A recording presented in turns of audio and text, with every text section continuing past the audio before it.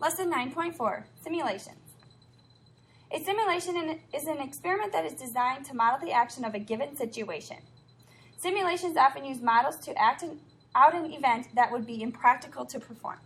So if we look at example A, a restaurant is giving away one of 5 different toys with its children's meals.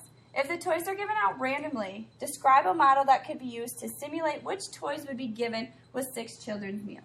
So when we're trying to pick out a simulation, we need to figure out what kind of simulation could we do to represent these 5 different toys.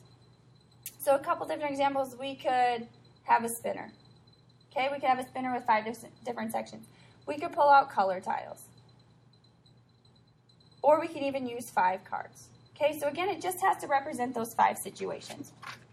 If we look at example B over here, Mr. Chin must wear a dress shirt and tie to work. Each day he picks one of his 6 ties at random.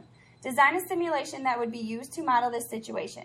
And then use your simulation to find how many days Mr. Chin must work in order to wear all of his ties.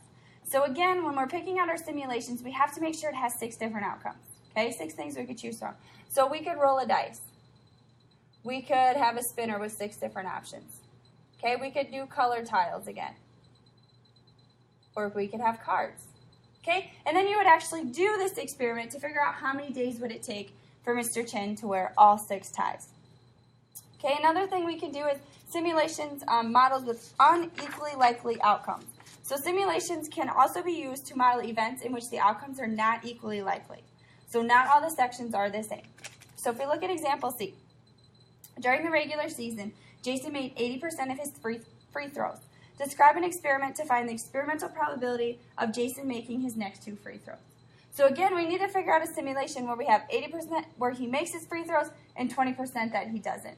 So one thing that we could do is we could create a spinner with those 2 sections on it. Okay, we could use cards. We could have 8 red cards, 2 black cards. Okay, we could do the same thing with color tiles. So again, when you're working with simulations, it's to figure out an experiment with that number of outcomes to predict what's going to happen.